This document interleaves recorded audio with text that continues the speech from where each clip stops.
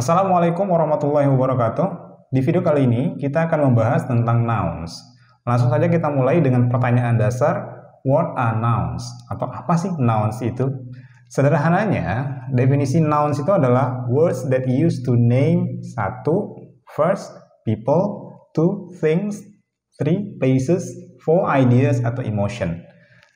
Jadi definisi sederhana dari nouns atau kata benda, kita menyebutnya dalam bahasa Indonesia, itu adalah kelompok kata yang digunakan untuk menamakan. Pertama, itu digunakan untuk menamakan orang. Dia juga bisa digunakan untuk menamakan things atau benda. Kemudian dia di sini juga bisa masuk animal ya. Animal di sini bisa. Oke. Kemudian dia juga bisa kita gunakan untuk menyebutkan tempat, places. Kemudian keempat, dia digunakan untuk menyebutkan atau menamakan atau merujuk kepada ideas, emotion, kemudian bisa juga konsep ya.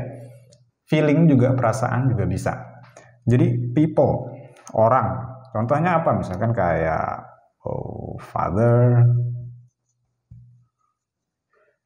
mother, ya, doctor, kemudian teacher. Oke.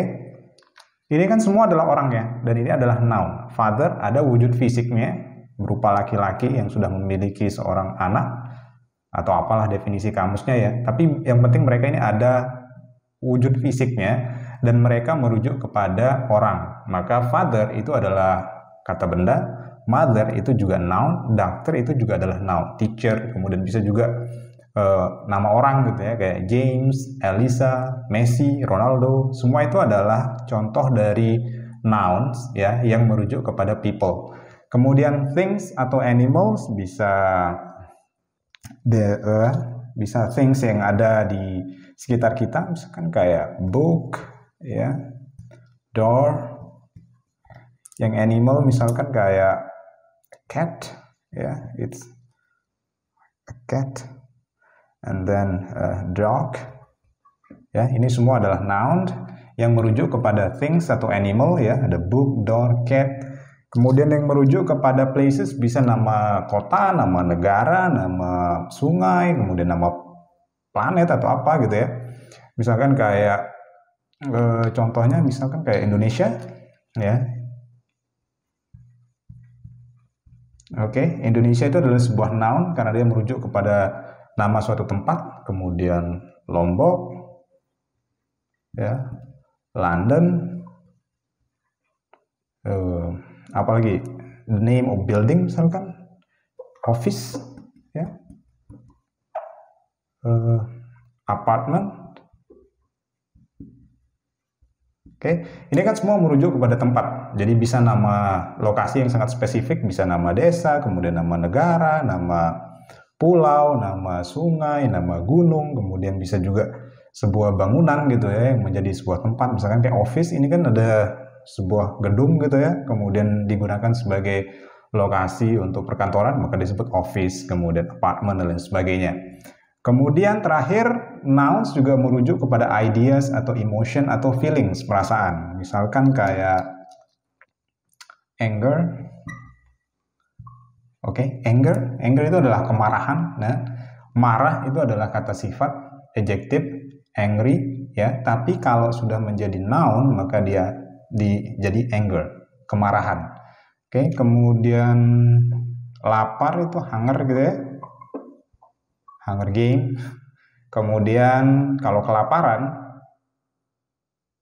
itu jadi hungry. Oke, kemudian love. Oke, love ini juga adalah sebuah noun karena dia adalah feeling, perasaan. Kemudian sorrow, duka gitu ya.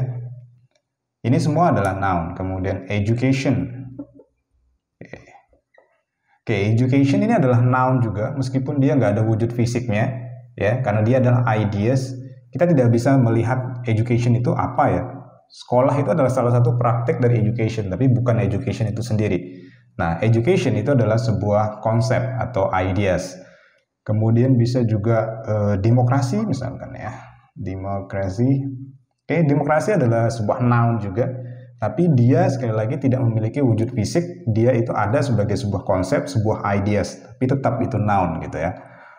Kalau diperhatikan lagi, tiga ini, yang pertama ya ada people, kemudian things, places, ini kan ada wujud fisiknya ya, bisa kita lihat, bisa kita raba, bisa kita terawang gitu ya, kayak uang aja. Maksud saya adalah ini ada wujud fisiknya, bisa kita indrai dengan salah satu atau kelima panca indera kita. Karena dia memiliki wujud fisik ya, so it exists physically, maka ini disebut sebagai concrete noun. Oke. Siapa tahu nanti ditanya, ada namanya concrete nouns. Apa sih concrete nouns? Jadi concrete nouns itu adalah sederhananya nouns yang memiliki wujud fisik, yang ada secara fisik, yang bisa kita indrai dengan salah satu atau kelima panca indera kita. Book bisa kita pegang, bisa kita lihat ya. Kemudian door juga sama.